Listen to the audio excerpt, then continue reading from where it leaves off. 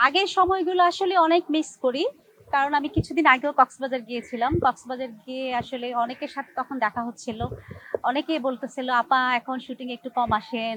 এগুলো শুনতে হচ্ছিল। তবে তখন অবশ্য মানে ঘুম থেকে উঠেই বারান্দায় দাঁড়িয়ে খুব মিস করতাম যে আমরা এই সময় আমরা মেকআপ নিয়ে শুটিং এ যেতাম দল বেঁধে।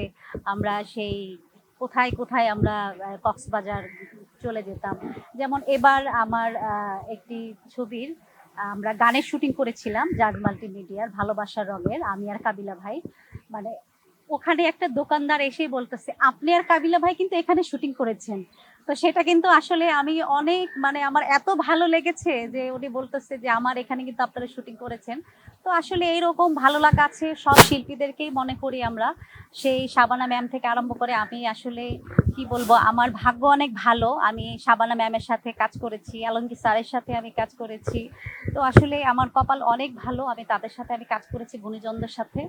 তো ওনাদের কথা আসলে অনেক মনে পড়ে। আমরা যখন কাজ করতাম, এখন তো অনেকেই আলাদা, আলাদা বসে থাকে। আমরা কিন্তু একসাথে কিন্তু আমরা অনেক সময় অনেক অনেক রকমের আমরা কথা বলতাম।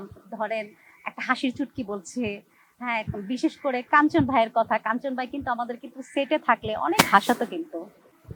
এটা আসলে অনেক ভালো লাগা। কারণ আমরা ২ বছর অপেক্ষা করি এই নির্বাচনটা কখন আসবে, আমরা কখন সবাই মিলে আমরা একসাথে হব, সবাই আনন্দ করব। আসলে কি নির্বাচন আসলেই কিন্তু আমরা কিন্তু অনেক মজা করি, অনেক আনন্দ করি।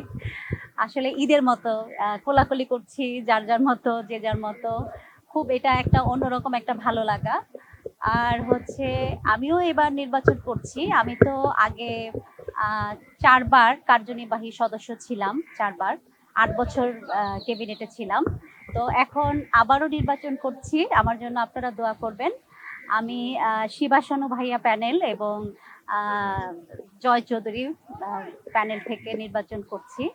তো আসলে আমার মানে কি বলবো? আমার নিজেকে অনেক ভালো লাগছে। আমি এত ভালো একটা প্যানেলে ঢুকতে পেরেছি। এটা আসলে অনেক ভালো লাগা। নিজেকে নিয়ে আসলে প্রতিবারেই প্রত্যাশা করি। কিন্তু আসলে প্রত্যাশা করি কিন্তু এটা আসলে ভোটের পরে বলা যাবে। আমাকে আমাদের ভোটার ভাই-বোনেরা মানে আমাকে কেমন ভালোবাসে, আমার শ্রদ্ধেয় গুরুজনরা, আমার ভালোবাসার মানুষরা সবসময়ই আমাকে ভোট দিয়ে পাস করায়। তো এবার আসলে জানি না আমি মানে কি আসতে পারবো কি পারবো না। তবে আমি সবার কাছে আমি দোয়া চাচ্ছি আমার জন্য যেন সবাই দোয়া করে।